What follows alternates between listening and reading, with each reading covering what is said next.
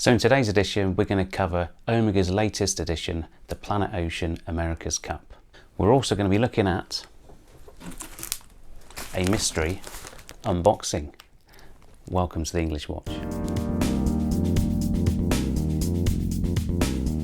Okay, so before we get started, don't forget to check me out on Instagram, go and check out my other videos on this YouTube channel, and please also head over to theenglishwatch.com where you'll see my blog and some reviews and some articles about me and about the things I like and the things I enjoy writing about. I'd really appreciate your support. The latest article on theenglishwatch.com is about Omega's latest edition of the Planet Ocean 600 metre, it's the America's Cup. This is to commemorate 36 years of the America's Cup and Omega's latest involvement as official timekeeper. This watch is limited to 2021 pieces to commemorate the year next year of the 36th America's Cup. Now let's hope they've got some more luck than they had on the Olympics with their 2020 Olympic editions, and that the 2021 written on the America's Cup Planet Ocean is actually the year the sport takes place. So good luck, Omega, we wish you all the best. So what do I think about this watch? It's like my Planet Ocean. I've got the blue ceramic with the steel bracelet. This is the latest version with the 8900 movement in it, and this watch is a derivative of the existing version. It too being the 43.5mm case with ceramic bezel. It's got some amazing colour combinations on it. I think the blue, red and white accents are balanced superbly. I'm really enjoying the white dial. So what do I think? Well, my first question is, well, who's it for? So on the face of it, we have a handsome design with some really nice detailing. But look closer though, and there may be one or two niche design cues that may limit its appeal. So on first impressions, I love the colour scheme. I think the blue bezel, white dial and red accents are really well balanced, and echo that of the America's Cup logo. The blue ceramic bezel has the usual diver 60 seconds registers. As this is a yachting based watch though, the first 10 minutes have been segmented by 5-minute countdown and start indicators. These are beautifully executed in white and red liquid ceramic. The graduated section represents the time allowed to prepare pre-race, so this is form with function. So it won't have escaped your notice that Omega has had a bit of a run on white dials recently. With the introduction of the white dialed Seamaster Diver 300 and the original orange Planet Ocean, Omega had no need to develop a new dial, only adding red to the Arabic numerals and blue to the indices. So Omega's white dial lineup is looking quite special at the moment, and this includes the Speedmaster Racing, which also looks amazing with the white dial. Like the original Planet Ocean, the America's Cup has the diving registers filled with liquid ceramic and superluminova. This replaces the liquid metal inserts on the standard models. Maybe a nod to where Omega planned to go with the Planet Ocean, and maybe also the end to those rubber inserts. And the rubber inserts are something that always bothered me on the existing Planet Ocean, and I do wonder about their durability despite Omega's intensive testing. So moving on to the strap, this is another area where Omega have managed to match the colour scheme really well. I have a lot of time for Omega rubber straps despite the high price. The way the deployant clasp hides the excess length under the wrist is far more favourable than say a Patek or Rolex style where you have to actually cut the rubber band down to size. I'll have to check when I'm next in an Omega AD and just see if the new deployant is used, as in the new James Bond No Time to Die special edition. This is a special catch that allows you to lose some of the thickness that you would otherwise get as the strap layers up as it wraps around the wrist. Now, although I think the overall aesthetic of this watch, the styling cues, the use of colour, the white dial and the amazing rubber strap, on the face of it make this watch a really stunning and desirable piece, there's just a couple of things that I think Omega could have done a bit better and may prevent me as a casual buyer of this watch pulling the trigger. So what are they? Well, first, the whole yachting thing. Well, I'm not really that persuasion, so I wouldn't be drawn into this watch purely on a sporting basis. So this is a watch designed for fans of the sport, and just as Omega released other special editions for other fans, like James Bond, only James Bond fans are going to buy James Bond special edition watches. Some of them look cool just as watches, but the ones with 007 written all over them, well, they're just for the fans, aren't they? And you could equally say the same about watches that have a Snoopy dog on the dial. Who wants a cartoon character on the dial? Well, guess what? It's a special edition, it's for the space geek. Those that know really appreciate it, and that will explain why some of these pieces skyrocket in value and some of them don't. And I think judging the balance between novelty and collectability is really challenging. Sometimes Omega get it right, and sometimes they just don't get it right. I think on this piece, the balance is just right, but as we get on to the second thing that may put me off, I think it may just tip over into the not right, but I guess it's one of those things that's so subtle maybe you don't see it after a while. What is it? It's the seconds hand that bothers me. Now, I'm not a big fan of novelty counterweights on seconds hands.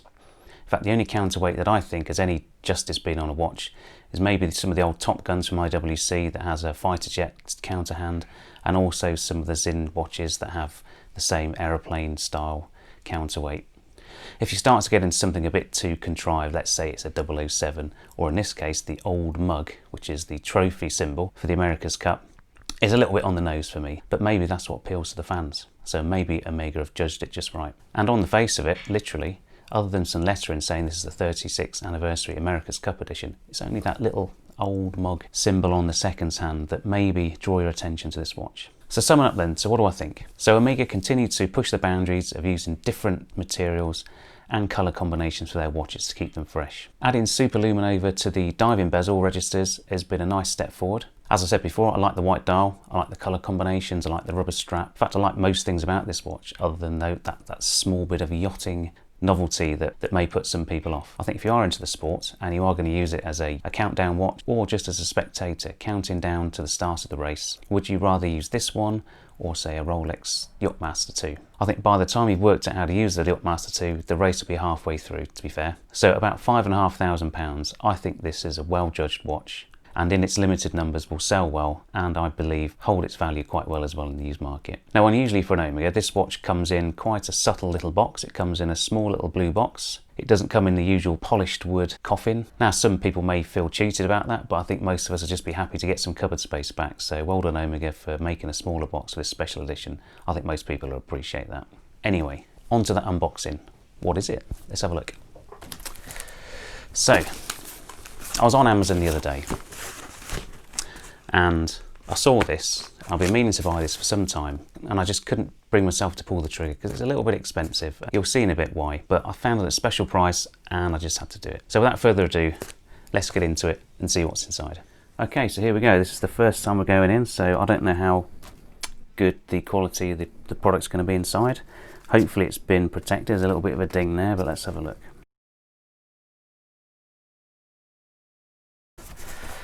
In a box and some paper. Let's rustle this out of the way. I think you can see it already. Look at this. What every Speedmaster fan, Christ that's heavy, should own is Moonwatch only. So let's get rid of this.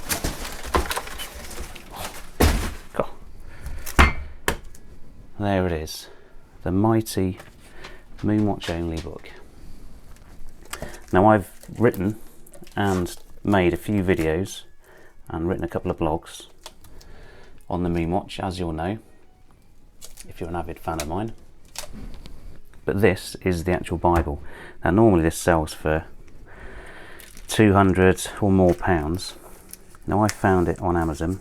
I'll put a link in the description for about £130, not from Amazon directly, but from a company called Books Etc. So this is the 3rd edition book, which is the latest one, and let's have a look inside. I've never looked inside this book, so I bought this on spec. Right. That's nice, isn't it? You got the actual Moonwatch there, and inside you got the gold version. So it's nice to have two different watches there. Okay.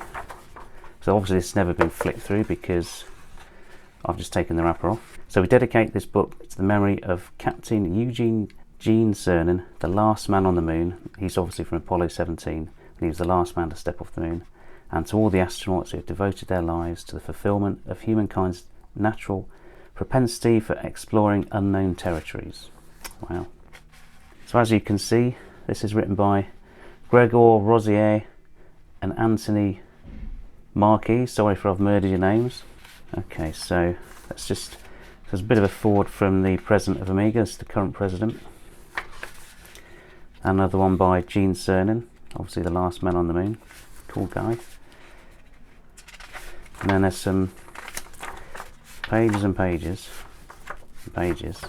Some nice chronological events. What else we got? I'm not going to go through the whole book, it's massive obviously, but it's just to give you a flavour of what's in it. So if you're ever thinking of buying it yourself, then this looks to me right up my street. So you've got lots of pictures of movements, talking about the band, the dials. Wow, this is incredible. Different bezels, different inserts, moon phases, luminova, flat dials. What else we got? The glass, so I guess they go into the Heslite or crystal. Different bracelet styles from the different ages. I guess if you're a collector or you're looking to collect, or you're looking to buy your first vintage Speedmaster, then this is a good point of reference, I think, for, say, what I paid, up to £200 to save you the trouble of trying to find an expert. You can't beat this. This is amazing. Tokyo, so I've got Tokyo 2020, so this has got some of the latest watches on. And these are the 321 re-editions now, so just goes to show that it's got the absolute latest editions in there. Oh, Raid, I've not seen that one. I'll enjoy reading about that. Interesting. Tiffany, Miser, RAF watches. Ooh. There you go, something for everyone. I think that's going to be a voyage of discovery for me. It might take me a flipping long time to read it, but needless to say, I will certainly enjoy it. Okay, so there's two things I learned during making this video. The first one is everyone likes a good unboxing, and I certainly enjoyed unboxing this one. This was an amazing treat to find in there, and it far exceeds my expectations, so I'm really pleased with this. Or the second one is my son never loses an opportunity to start playing his electric guitar when I start filming. So you may hear electric guitar going on throughout a lot of my videos, and I don't know what it is. It's a bit of a trigger. Maybe it's just the time of day. Maybe he's just bored and he plays it a lot. But that's what the Jimi Hendrix background is. Anyway, as I normally do now at the end of my videos, is to do a quick wristwatch check. So today I'm wearing my Rolex Submariner. This is the ceramic. I bought this earlier in the year, before lockdown. It's the date version. I think I've said before that I passed over a couple of opportunities for a no-date version. I'm still, should I have done that? But actually, I do like the date version, to be fair. And for me, if it's going to be my only Rolex, I wanted a Rolex with the Cyclops Eye and a Submariner, so I guess I've killed two birds with one stone, and this is the one for me. Anyway, as I said before, don't forget to check out theenglishwatch.com. Please give this video a like, and please subscribe to this video also, it really helps. This has been The English Watch. You take care and see you soon. Bye now.